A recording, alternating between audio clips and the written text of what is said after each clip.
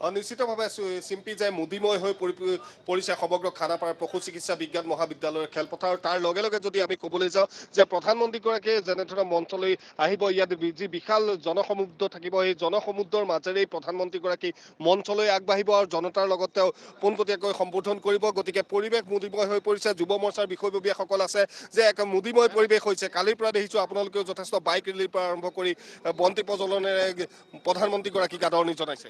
চাওক, এইটো এটা ঐতিহাসিক দিন। 11,000 কোটি টকাৰ প্ৰকল্প মোদী ডাঙৰীয়াই ইয়াতে উদ্ঘাটন কৰিব আৰু সমগ্ৰ অসমবাসী ৰাইজে অধীৰ আগ্ৰহেৰে বাট চাই আছিল আৰু অৱশেষত সেই দিনটো আহিল। যোৱাকালি আমি মোদী ডাঙৰীয়াক ৱেলকাম কৰিবৰ কাৰণে 1 লাখ চাকি জ্বলাইছোঁ এই স্থানত, যি স্থানতে আজি সভাখন সম্বোধন কৰিব তেওঁ। দ্বিতীয়তে যুৱ মৰ্চা কাৰ্যকৰ্তাই শিৱসাগৰ, যোৰহাট, গোলাঘাট, শোণিতপুৰ, বঙাইগাঁও এনেকৈ কৰি যিবিলাক আমাৰ গুৱাহাটী নিয়েজ যিবিলাক ডিষ্ট্ৰিক্ট আছে তাৰ পৰা বাইক ৰেলী কৰি ৰাতি প্ৰায় 12টামান বজালৈকে আমি বাইক ৰেলী কৰিছোঁ তেওঁক ৱেলকাম কৰিবৰ কাৰণে। আজি গোটেই সমগ্ৰ অসমখন মোদীময় হৈ পৰিছে যে ইয়াৰ পৰা এই পৰিৱেশটো যিটো আপোনালোকে দেখিছে, ইয়াৰ পৰা এটা কথা স্পষ্ট হৈছে যে আকৌ এবাৰ মোদী চৰকাৰ, তাৰ বাহিৰে বেলেগ কোনো গত্যন্তৰ নাই। আৰু মোদী ডাঙৰীয়া অসমখনক যিদৰে মৰম কৰে, নৰ্থ ইষ্টখনক যিদৰে মৰম কৰে, তেওঁ বাৰে বাৰে অসমলৈ আহি থাকে।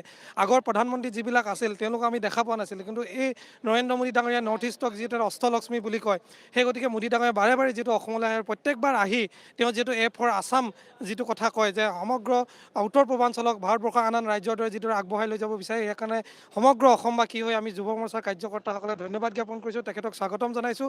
আৰু আজি 11,000 কোটি টকাৰ যি প্ৰকল্প উদ্ঘাটন কৰিব, তাৰ কাৰণে গোটেই অসমবাসী ৰাইজক শুভেচ্ছা জনাইছোঁ আৰু সকলোকে আজি মোদীময় হৈ থাকিবৰ কাৰণে অনুৰোধ জনাইছোঁ। 2024ক লৈ যথেষ্ট উৎসাহী হৈ পৰিব আজিৰ দিনটা আৰু অধিক শক্তিশালী ৰূপত আপোনালোক আগবাঢ়িব। চাওক, ভাৰতীয় জনতা পাৰ্টীৰ মূল যিবিলাক লক্ষ্য আছিলে, সেই লক্ষ্য অন্ততঃ আমাৰ প্ৰধান লক্ষ্য, সেই উদ্দেশ্যে ভাৰতীয় জনতা পাৰ্টীয়ে কাম কৰিছে।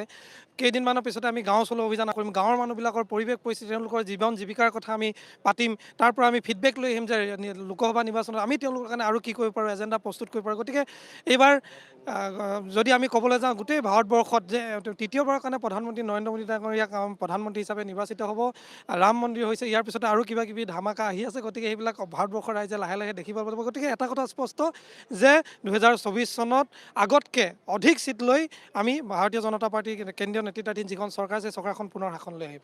ধন্যবাদ জনাইছোঁ। গতিকে সকলো উৎসাহী যে আজিৰ দিনটো মোদীময় হৈ পৰিছে অসমৰ ইমূৰৰ পৰা সিমূৰলৈ।